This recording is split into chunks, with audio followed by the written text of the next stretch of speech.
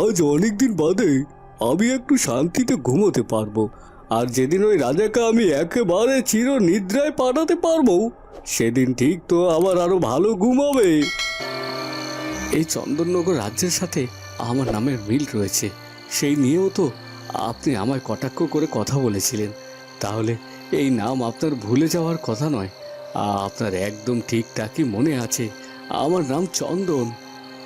রাজবৈদ্য মশাই, কি বুঝছেন? কি রাজা মশাইকে সুস্থ হতে আরো কত সময় লাগবে বলুন? ওদিকে একটা অন্যায় অবিচার কাণ্ড ঘটে যাচ্ছে। রাজা মশাই সুস্থ না হলে যে নানা দিকে সমস্যা আরো বেড়ে যাবে। প্রহরীরা, যাও, রাজ কারাগার থেকে সেই রাখাল বালকটিকে মুক্ত করে এখানে নিয়ে এসো। হুকুম মহারাজ। এ কি করছেন মহারাজ? রাজকন্যা নিজে ওই রাখাল বালককে তার অন্যায় শাস্তি হিসাবে রাজ কারাগারে বন্দি করেছে। তুমি শান্ত হও রাজকন্যা চন্দ্রমুখী। আমাকে আগে সব ব্যাপারটা খুলে শুনতে দাও, তারপর না হয় এই রাখাল বালকের বিচার অনুযায়ী তাকে যেখানে পাঠানো যাবে। না না পিতামশাই, আমি কিচ্ছু শুনতে চাই না। আগে এক্ষুনি এই রাখাল বালককে কারাগারে পাঠানো হোক, তারপর আমি আপনার সকল কথা শুনবো। এ তো মহা ঝামেলায় পড়ে গেল।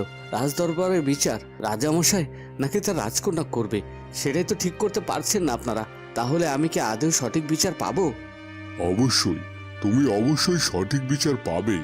অন্যায় করে থাকলে তার জন্য শাস্তি পাবে, আর যদি অন্যায় না করে থাকো তাহলে তুমি কারাগারে বন্দির দশা থেকে মুক্ত হবে। ঠিক আছে, তবে সবটা যাচাই বাছাই করেই আমার বিচার হোক, তাহলে বোঝা যাবে রাজকন্যার চন্দ্রমুখী আমাকে প্রথমে কারাগারে নিক্ষেপ করে সঠিক সিদ্ধান্ত নিয়েছিলেন কিনা। এই রাখাল বালকটির তো সাহস মন্দ নয়, আমার সিদ্ধান্ত নিয়ে প্রশ্ন তোলে।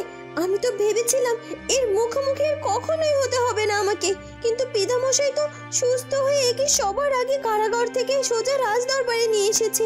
অমনি রাখাল বালক আমায় দুটো কথা শুনিয়ে দেওয়ার সুযোগ পেয়ে গেল, কিন্তু এই সুযোগ তো তাকে পেতে দিলে চলবে না। আমি হলাম চন্দননগর রাজ্যের একমাত্র রাজকুমারী, সুন্দরী, গুণবতী আর বিচক্ষণ বুদ্ধিমত্তা সম্পন্ন রাজকুমারী আমি। আমার দিকে কেউ আঙ্গুল তুলবে এটা তো আমি কখনোই হতে দেব না। পিতামশাই, আমি তো বিচার করেছি এই অপরাধীর, তবে আমার বিচারের উপর আপনার কোনো আস্থা নেই নাকি? রাজকন্যা, এই রাজদরবারের মাথা হলেন তোমার পিতামশাই, মানে গোটা রাজ্যের রাজা মশাই। তবে তুমি তার উপরে কেন কথা বলছো? একটু শান্ত হয়ে দাঁড়াও না, দেখোই না তোমার পিতামশাই কি বিচার করেন। অহংকারী রাজকন্যা বুঝতে পেরে গেছে যে সে আমায় কারাগারে নিক্ষেপ করে অন্যায় করেছে। এটা যে তার ভুল সিদ্ধান্ত ছিল, সে হয়তো সেটা উপলব্ধি করতে পেরেছে। কিন্তু তাতে কি, না কিছু রাজকন্যার মান কাটা যাবে যে এই কথা স্বীকার করে নিলে। তাই তো সে জোরপূর্বক এবার আমাকে কারাগারে বন্দি করে রেখে দিতে চাইছে। রাজামশাইকেও সঠিক বিচার করার সুযোগ দিতে চাইছে না।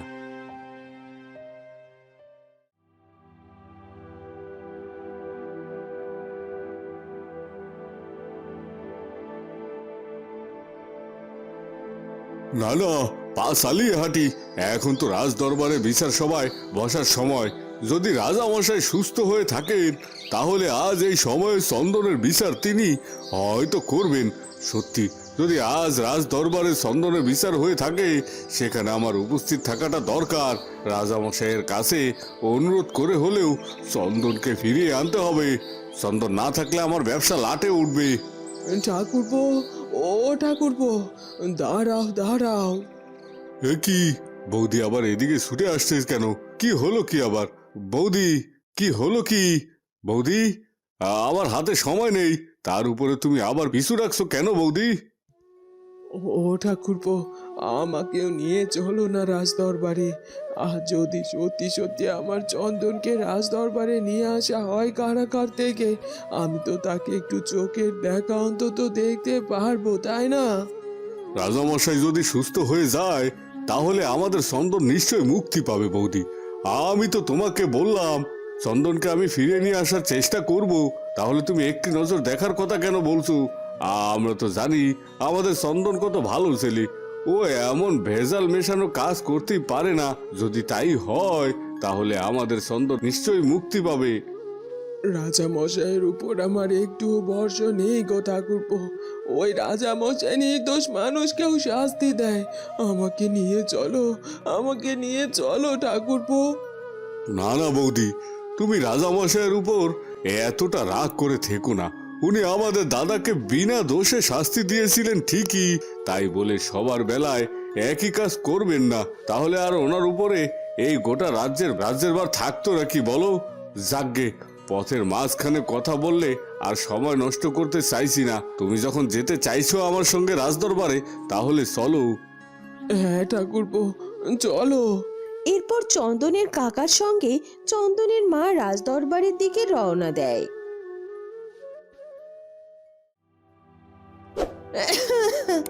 আজ 2 দিন হলো উনুনের আঁচে পুড়ে আমার রান্না করতে হচ্ছে। এই চন্দনের মা তো তার ছেলের শোকে এখানকার কুটোটিও ওখানেও সরাচ্ছে না। কি এক মহাচালায় পড়লাম আমি। এখন রান্না করতে গিয়ে এমন করছো কেন মা? আর অন্য সময় তো দেখি জেঠিমার চন্দনদাকে বাড়ি থেকে তাড়ানোর জন্য সবসময় মতলব করো। ওরা দুজন আমাদের বাড়ি থেকে চলে গেলেই নাকি তোমরা বেঁচে যাও। তবে এখন এমন কেন করছো? জেঠিমার চন্দনদা সত্যি যখন আমাদের এখানে থাকবে না, তখন বাড়ির এসব কাজ তো তোমাকেই করতে হবে মা। তখনকারটা তখন দেখা যাবে। আর তাছাড়া তোর জেঠিমার চন্দনদা এ বাড়িতে এমনি এমনি কাজ করে না। তার বিনিময়ে ওরা এ বাড়িতে থাকছে, খাচ্ছে, বুঝেছিস তো? বাড়ি কথা শিখে গেছিস দেখছি। আমার মুখে মুখে এত কথা না বলে আমার সাথে কাজে হাত মিলাতেও তো পারিস। সরতা, আমার এই সুন্দর হাতগুলো দিয়ে আমি তোমার সঙ্গে রান্না করবো? খেয়ে দিয়ে আর কাজ পেলাম না, তাই না? কাজ যখন করবি না তবে আর এত জ্ঞান দিচ্ছিস কেন? যা, তুই তোর কাজে যা, আর আমাকে আমার কাজ করতে দে। ঠিক আছে, তুমি করো তোমার কাজ। ওদিকে আমার পাঠশালায় যাওয়ার সময় পেরিয়ে যাচ্ছে, আমি পাঠশালায় চললাম মা। এই কথা বলে চুমকি রান্নাঘর থেকে বেরিয়ে যায়।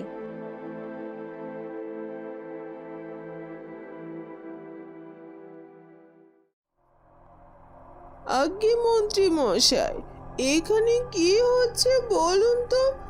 আপনি তো বলেছিলেন রাজা মশাই সুস্থ হতে নাকি আরো 2 দিন সময় লাগবে, কিন্তু এখন জলদি সুস্থ হয়ে গেল কি করে রাজা মশাই? সব ওই বুড়ো রাজবদ্ধর ওষুধের গুণ। মাঝে মধ্যে ইচ্ছে করে ওই বুড়ো রাজবদ্ধটাকে টপকে দেই, লালু না? রাজবদ্ধ কি এমন ওষুধ দিল রাজা মশাইকে যে রাজা মশাই এত জলদি সুস্থ হয়ে রাজ দরবারে চলে এসেছে, তাও আবার বিচার কাজ সম্পন্ন করার জন্য? জানি না গো লালু না, আমি কিছুই জানি না। চুপচাপ এখানে আমি যেমন দাঁড়িয়ে আছি, তুমিও দাঁড়িয়ে থেকে দেখো কি হচ্ছে এখানে। বলো রাখাল বলো, তোমার কিছু বলার থাকলে তুমি সেটা খুলে বলো। তোমার মুখ থেকে সবটা শোনার পরে আমি আমার বিচার কার্য শুরু করব। যদি সত্যিই সেদিন তোমার বিক্রি করা গরুর দুধের সঙ্গে কোনো ভেজাল মিশিয়ে থাকো, তাহলে সেটা স্বীকার করো নিজের মুখে তুমি। আর স্বীকার করলে তোমার শাস্তি কিছুটা কমবে হয়তো। আর তুমি অস্বীকার করার পর যদি সেটা প্রমাণিত হয়, তাহলে কিন্তু তোমার শাস্তি কেউ কমাতে পারবে না। সেদিন আমাকে কোনো কথা বলতে দেওয়ার সুযোগ দেওয়া হয়নি রাজামশাই, আর আজ যখন সুযোগ পেয়েছি তবে আমি সকল ঘটনা বর্ণনা করে বলছি, আর অবশ্যই আমি সত্যি কথাই বলবো।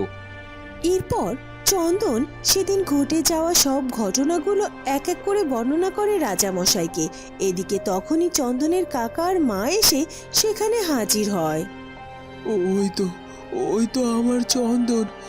গো ঠাকুরপো, তুমি দেখতে পাচ্ছ আমার চন্দনকে? হ্যাঁ বধুই, এখন তুমি চুপ করে এখানে দাঁড়াও। মনে হচ্ছে চন্দনের বিচার সভায় বসেছেন রাজামশাই। দেখি না রাজামশাই কি বিচার করেন, তারপর সুযোগ মতো কথা বলা যাবে। সবটা শুনে যা মনে হচ্ছে, এখানে তো রাখাল বালকের কোনো অন্যায় নেই। আর তাছাড়া সে এমন কাজ কেন করবে? সে তো আগে থেকেই জানতো না যে সেদিন তার কাছ থেকে রাজসৈন্যরা দুধ কিনতে যাবে। আগে থেকে যদি সে জেনে না থাকে, তাহলে কিভাবে সে পূর্ব পরিকল্পিত ভাবে আমাকে খারাপ কিছু খাওয়ানোর মতলব করে থাকতে পারে। তাই সর্বোপরি সবকিছু জেনে বুঝে আমি এই কথা বলতে চাচ্ছি যে এই রাখাল বালক সম্পূর্ণ নির্দোষ। ভেজাল হয়তো অন্য কোনো খাবারের মধ্যে ছিল। দেখলা বৌদি, দেখলা, রাজা মশাই আমাদের চন্দনকে নির্দোষ বলেছেন। তার মানে আমাদের চন্দন এবার মুক্তি পাবে। সত্যি বলছো ঠাকুরপো? আমি তো আমার কানকেও বিশ্বাস করতে পারছি না গো। ধন্যবাদ আপনাকে, অসংখ্য ধন্যবাদ রাজামশাই এই নিরপেক্ষ বিচার করার জন্য। রাজকুমারী চন্দ্রমুখী তো একপক্ষিক বিচার করেছিলেন, আমার কথা শুনতে চায়নি সে। তাই তো আজ দুদিন আমায় কাল কঠুরি কারাগারে থাকতে হলো বিনা অপরাধে। এটা কি রাজকন্যার ভুল নয়? তোমার তো স্পর্ধা মন্দ নয়। তুমি রাজসভায় দাঁড়িয়ে রাজকন্যা চন্দ্রমুখীর দিকে তাকে আঙ্গুল তোলো আর তার ভুল ধরার চেষ্টা করো। তুমি কি জানো তোমার এমন কথার জন্য তোমাকে আমি আবারও শাস্তি দিতে পারি? পিতামশাই, আপনি এই বালককে সঠিক বিচার করে তাকে মুক্তি দিয়েছেন কারাগার থেকে, এটা আমি মেনে নিলাম। তবে এই বালকের এত বড় স্পর্ধা কি করে হয় যে সে আমার দিকে তাকিয়ে আঙ্গুল তুলে আমার মুখে মুখে কথা বলে? শান্ত হও, শান্ত হও রাজকন্যা চন্দ্রমুখী। বাবা চন্দন, তুই কেন এদের মুখে মুখে কথা বলছিস? মুক্তি পেয়েছিস, চল এবার বাড়ি ফিরে চল। এই দেখ, আমি আর তোর কাকা তোর কাছে এসেছি তোকে মুক্ত করে ফিরিয়ে নিয়ে যেতে। মা, কাকা, তোমরা এসেছো, চলো, আমিও আর এখানে থাকতে চাই না। এরপর চন্দন তার মা এবং কাকাকে সঙ্গে করে রাজদরবার থেকে বেরিয়ে যায়। এটা একদমই ঠিক হলো না, মোটেই ঠিক হলো না। ওই রাখাল বালক আমার ছোট করে কথা বললো, আর তার সুযোগ আপনি করে দিয়েছেন পিতামশাই। আমি এটা কিছুতেই মেনে নেব না, কিছুতেই না। এরপর রাজকন্যা চন্দ্রমুখীও রেগে মেগে তার কক্ষের দিকে চলে যায়।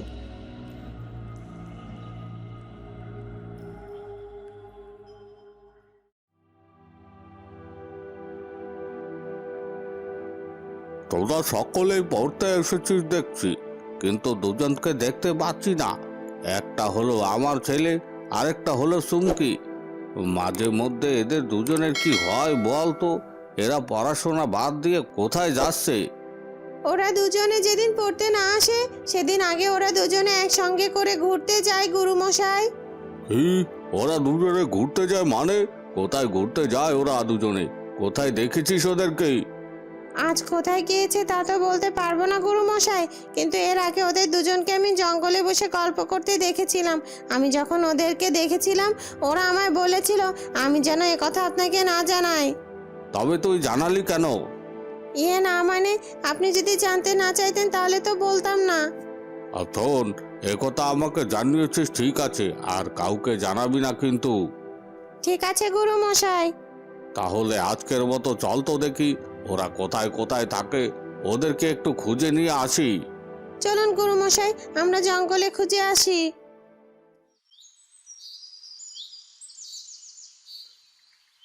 একদম খাঁটি দুধ হবে আমার কাছে দাদা। আজ দুদিন তো আমার কাছ থেকে নিচ্ছেন দুধ। খারাপ হয়েছে নাকি বলুন তো? অনেক আগে আমি দুধের সঙ্গে জল মেশাতাম, কিন্তু এখন সে সব ভুলেও করি না। আমি এখন ভালো হয়ে গেছি দাদা। আর না না, সে ঠিক আছে, কিন্তু তবুও তোমার থেকে কেনা দুধ আরো ওই চন্দনের থেকে নেওয়া দুধের আকাশ পাতাল তফাৎ গো।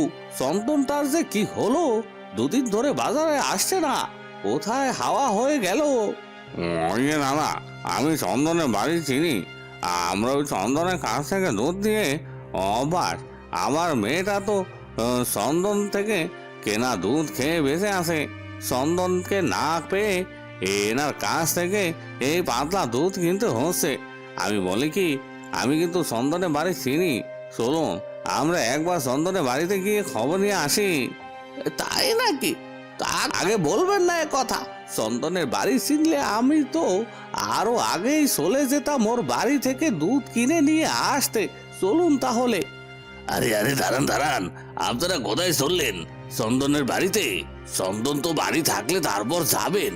চন্দন তো রাজ কারাগারে বন্দি আছে। ও নাকি দুধের সঙ্গে ভেজাল মিশিয়ে রাজপ্রাসাদের সৈন্যদের কাছে বিক্রি করেছিল। তার বিনিময়ে নাকি অনেকগুলো স্বর্ণ মুদ্রা উপহার পেয়েছিল। কিন্তু সব শেষে দেখা যায় চন্দনের বিক্রি করা দুধে ভেজাল পাওয়া গেছে, যা খেয়ে রাজামশাই অসুস্থ হয়ে পড়ছে। তাই তো চন্দনকে রাজ কারাগারে বন্দি করা হয়েছে। বলছো কি গো, এসব খবর তো জানতাম না। তবে আর বলছি কি, এখন থেকে আমার কাছ থেকেই বরং আপনারা দুধ কিনুন। আমি কিন্তু ওসব ভেজাল টেজাল মিশাই না।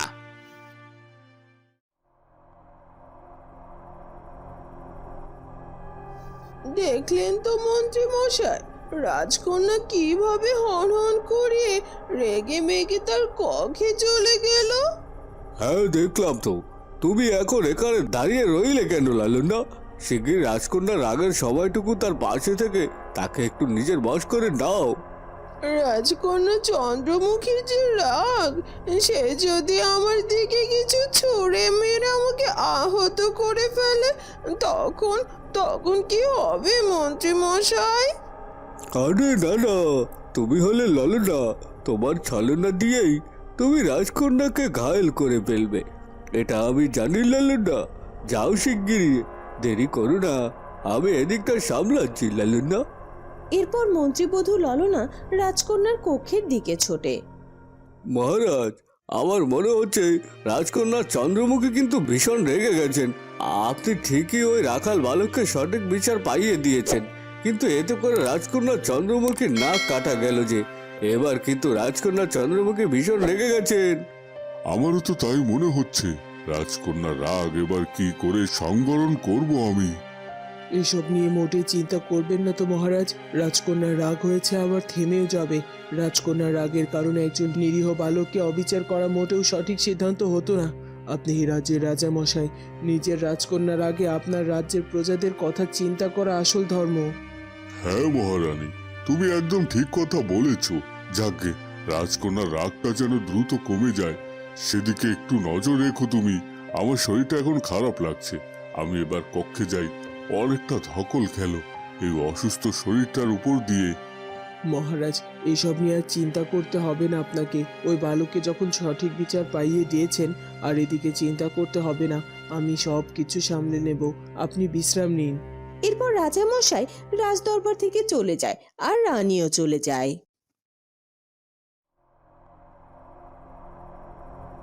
মহারাজকে দিয়ে যদি এটা ওটা অন্যায় ভুলভাল কাজ করানো সম্ভব হয়, এই মহারানীকে দিয়ে তার কেনি কোনাও করা সম্ভব হয় না। মহারানীকেই একটা সাহায্য করার দরকার এবার। বন্ধুরা, কি হতে চলেছে এরপর সেটা জানবো আমরা চন্দ্রমুখী গল্পের পরবর্তী পর্বে। আর আমাদের আজকের পর্বটি ভালো লাগলে অবশ্যই আমাদের চ্যানেলটিকে সাবস্ক্রাইব করে দিও। দেখা হবে নতুন পর্বে। ধন্যবাদ।